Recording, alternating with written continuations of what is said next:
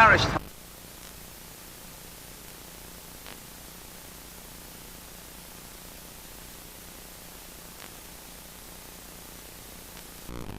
Hi Al. Hi.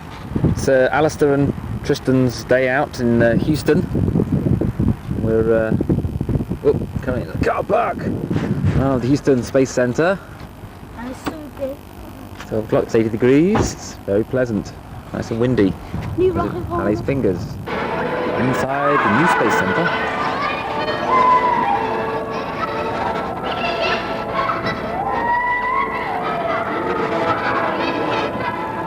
Stirring music.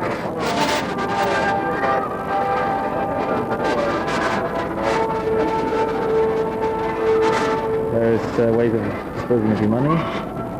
We've already done to some extent. And Alistair is, I don't know what he's doing actually, he's up there somewhere.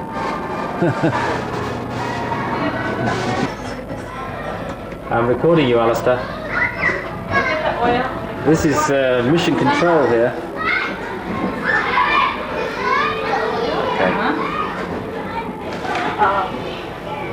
Reach your hands inside the box, shake up the mixture. What happens? Mix together? And you can just turn it. Okay, couldn't check. Test to talk. Status okay. What's it on the box? Status A-okay. I've got to report my status. Mix together? I've got to report, please. I'm videoing you down there on Earth. Look at that. That's Earth. Yeah. Which fluid ends up on top? Okay. Signing off, Alistair. I'll meet you. Where are you? Bye. Okay. The lift. Okay, I'll get there. I'll get the lift. Bye.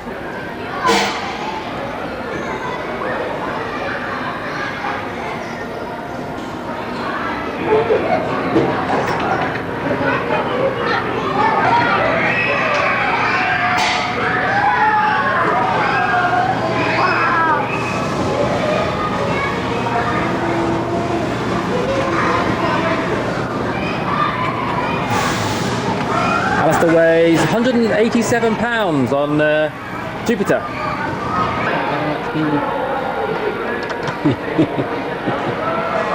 Okay.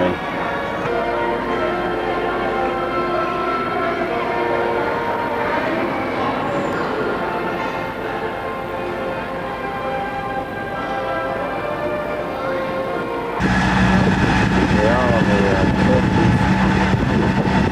Okay, if you're excited about going to free product,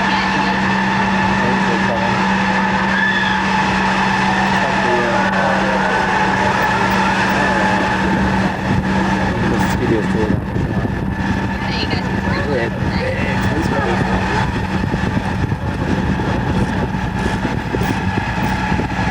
The message control you see on TV.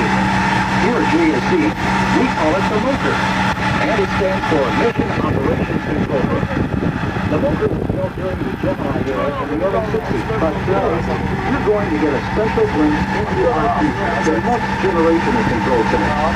We're headed to Mission Control, and we'll visit the Picker, where shuttle flights are controlled from. The Picker is in a new wing of the same building and just down the hall from the MOCR. One of history's most exciting moments at the MOCR was in 1969 when Neil Armstrong reported from the moon, "Tranquility Base here, Eagle has landed." It was man's first communication from another world. The Apollo missions were sent on their way to the moon by Saturn V rockets, like the one up ahead. It's the largest rocket.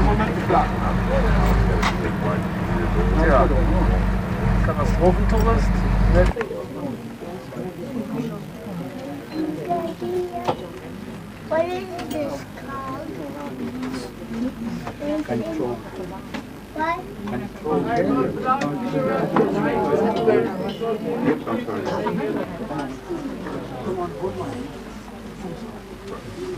Currently used for various activities which include Russian mirror activities such as spacewalks and shuttle dockings, and training simulations for both the space shuttle and space station. Wait a minute.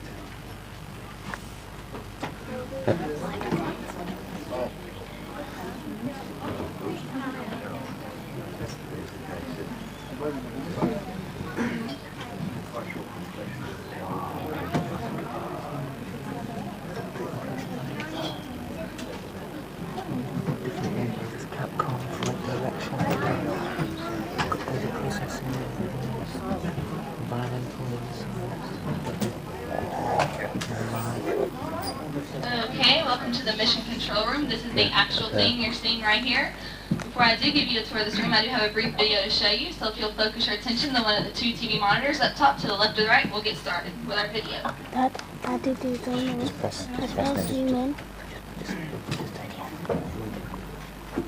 With or without people aboard. This new Mission Control Center is a reinvestment of technology first developed for the original Mission Control Center we've watched for years as the nerve center for generations of space flights. The original Mission Control Center is now an historic landmark. To understand why, consider that each of the personal computers you see in the new Mission Control Center, each of dozens, has more computing power than was available to all of NASA for Gemini missions, a term preserved from the days of Mercury capsules. EVA covers extravehicular activity, what most of us call spacewalks. PROP watches propulsion and control systems. Television is handled by INCO, which stands for Instrumentation and Communications. The high-pressure job of keeping an eye on shuttle performance during launch, orbital changes, and the critical deorbit maneuvers belongs to the Flight Dynamics Officer, we call FIGHT. Their specialized knowledge, combined with the highest technology and computing power available, make the new MCC far superior to the Mission Control Center it replaced. Each team reports directly to and supports the flight director near the center of the room. The flight director leads the team and is responsible for all the decisions critical to a safe and expedient mission. Discovery Houston. This new Mission Control Center began supporting on-orbit operations during the flight of Discovery in July of 1995. Houston is now controlling, so on. When asset and entry operations were added with the launch of Endeavour in May of 1996, the Flight Control Room, or FICR, became a familiar sight. This complex is now the center of all shuttle missions. Its flexibility means it will also be the focus of space station operations. Flexibility. Double pane and it will reflector flash. I also had a question from someone that asked how many satellites there were up in space. There are 6 TDRS satellites, 1 Hubble, and a lot of different communication satellites, but I'm not really sure the total amount. Okay, if you'll look right in the center of the room, you'll see the flight director's console. This person is responsible for everything that happens on a mission from the time the shuttle leaves the launch pad up until the time it returns. And directly to the right of that, you'll see the Capcom console, or as the video told you, capsule communicator. This person is the primary communicator to the astronauts while they are up in space. And this person is also an astronaut himself or herself. Right behind me to the right is the surgeon's console. This person also talks to the astronauts every morning and asks them how their health is and how they're doing. If for any reason that the surgeon feels they cannot complete a mission, he will tell the flight director, and the flight director can abort a mission at any time. Right in the front of the room, you'll see a large screen that's split up into 3 different sections. The middle section is known as the world's famous tracking map, and on this map they can locate the shuttle at any time it is up in space. The sections to the left and the right are that are just used for any technical data that the crew members in this room need to know. And to the wall to your left, you'll see a bunch of different colorful plaques. These plaques symbolize all the missions that have been completely controlled or partially controlled by this room. Okay, are there any questions I can answer for you? Is Bird the only man station nearby? Is Bird the only man station nearby? Is Mir the only airborne station up there right now? Yeah, that's The only one? We got a question right here. What's the images on the right hand side? Is that I believe they're running a simulation for when they're going to launch the first piece from America for the International Space Station. Any other questions? Okay, we'll be going back to the tram now. If you do need the elevator, I will assist you with that. I'll be in the back of the group, and everybody else can follow me down the mock-up and integration laboratory. Once again, please wait for those.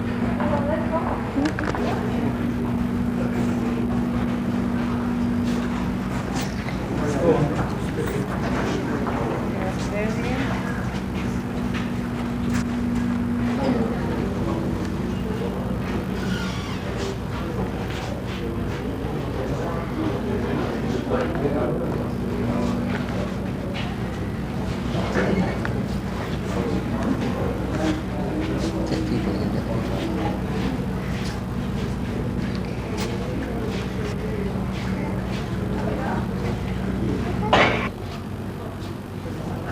Turn that off a second.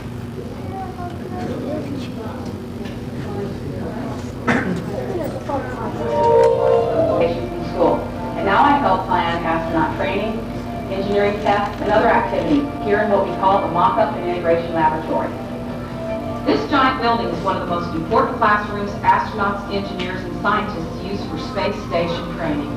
The big white cylinders you'll see from the observation deck are simulated modules for the International Space Station. Right now we're in the habitation module. This is where the crew will live. The crew quarters are a lot like home. There are individual sleeping cabins, a kitchen complete with a microwave, refrigerator, freezer, and a dining room table. There's also a bathroom and a shower. The crew will work in state-of-the-art labs powered by almost an acre of solar panels. There are laboratories from the U.S., Japan, and Europe here. Russia will have laboratories as well. Research on the station may bring advances for medicine, industry, and basic sciences. Studying how to live and work in space for months at a time will help us one day go far beyond the Earth orbit, perhaps onto Mars. Just a few feet away from the space station modules, astronauts practice maneuvering objects and themselves in a partial imitation of weightlessness. An air-bearing floor works like an air hockey table, allowing objects to slide over, imitating zero gravity in 2 dimensions. On this floor, astronauts can practice. Oh, stupid lens. Cool white sound, Annie. You see the interactions.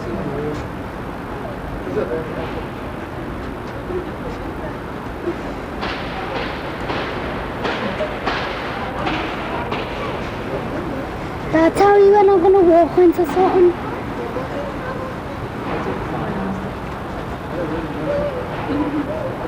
You zoomed out. Oh, zoomed in there. Strong smell of glue.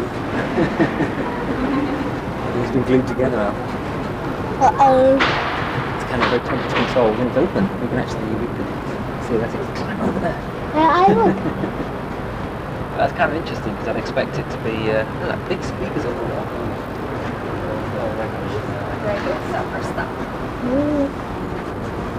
Ah, it's not a glue. They're gluing the new shuttle together. Oh, oh. Alright, Al, let me have a go. No, I'm finished my gun. Don't do that. You still got 10 minutes.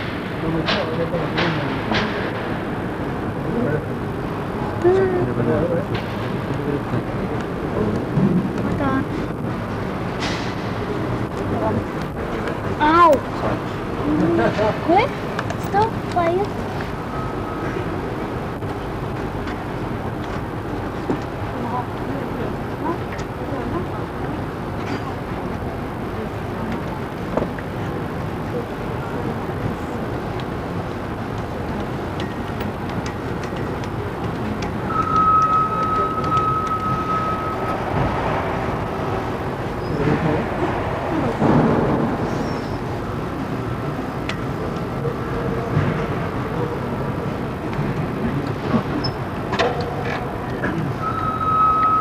As you can see, this is an awfully big classroom for our astronauts and designers. In addition to the activities you'll see here in the High Bay area, scientists and engineers are also working in different labs behind the scenes. They are planning and developing hardware and training procedures that will be used by our astronauts in the storage modules and an airlock which will allow the astronauts to exit the station for spacewalks. You will also notice laboratory modules from ESA, the European Space Agency, and NASA ever undertaken. You can see a model of the completed space station hanging on the back wall. Its size will be larger than 2 U.S. football fields. Just beyond the space station modules on the far left side of the building is a raised black platform. This is the air-bearing floor that you saw in the video. It allows the astronauts to work in a 2-dimensional, frictionless environment to help prepare them for work and weightlessness. You can see how an air-bearing floor works back at Station Houston at the end of the training.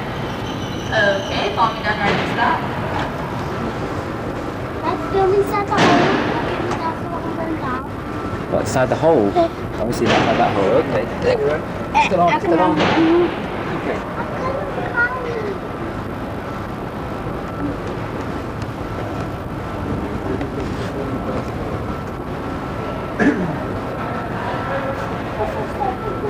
No, that's not a stop. thought that's the trick that about it. They think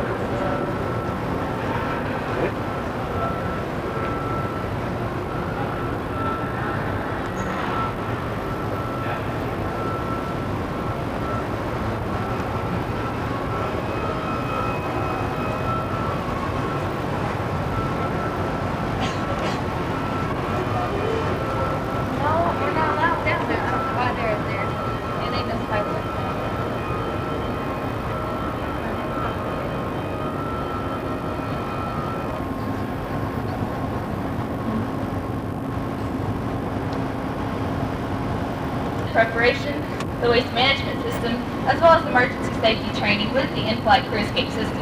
It's interesting to note that the astronauts will spend more time. They use that to train in microgravity, kind of like when they're floating. I'd actually go inside that, do they? Oh, right.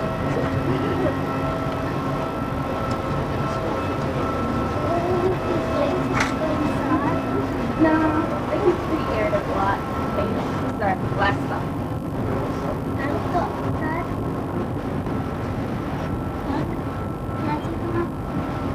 Hang on.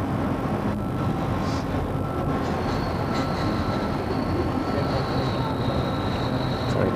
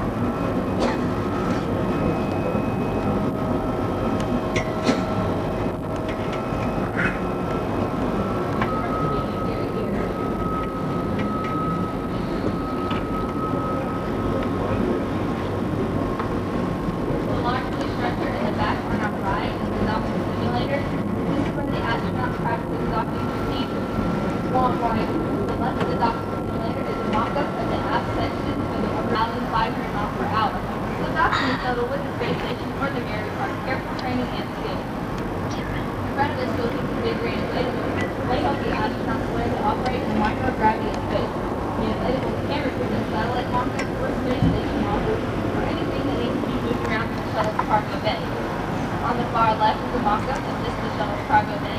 This is where astronauts practice the remote manipulator system for arm and neck. Astronauts also practice operation of the 6 remote cameras located in the cargo bay. The cameras are in the front of the cargo bay, two are in the rear, one is on the elbow of the arm, and then is at the rear.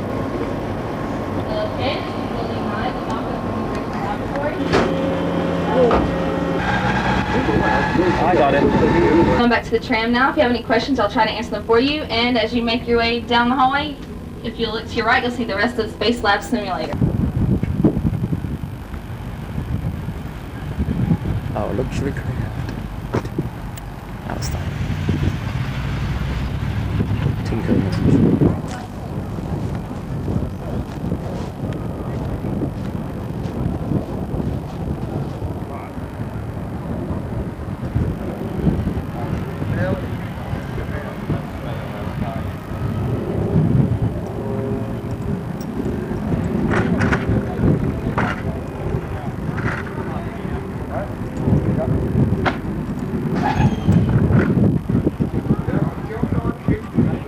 Whoa, it's my dog.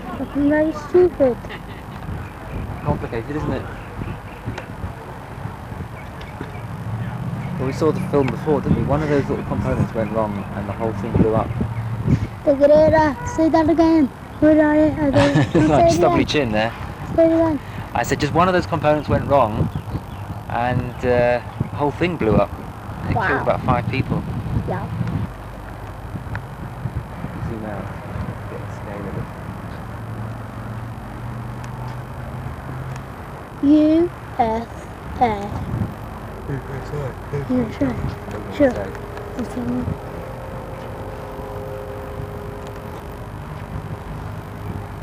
This is the American flag. That'd be possibly about the flag. Too many of them spaceship, I think.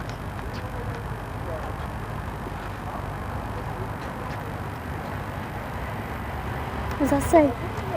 SIC stage, Saturn V launch vehicle. This is the first stage of a... You're getting too close. No, Eh?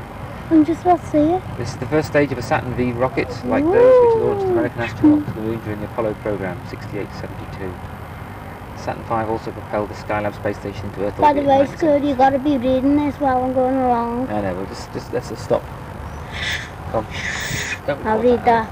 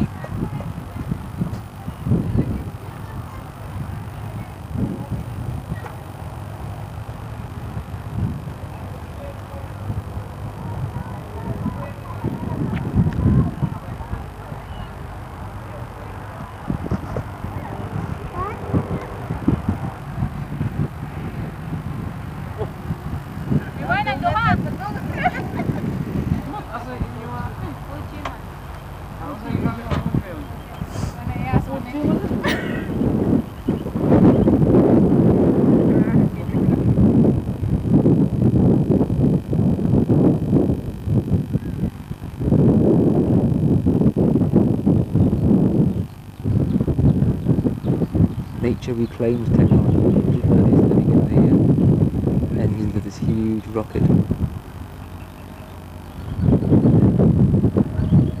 Critters. A dwarf battle.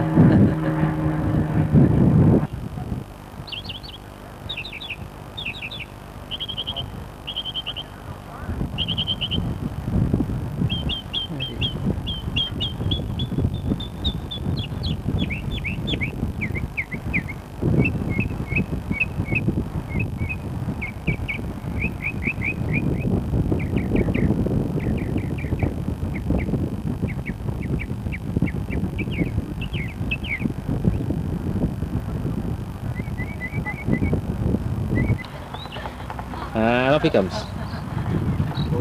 I'll do that now. Jump up. Yeah, jump up.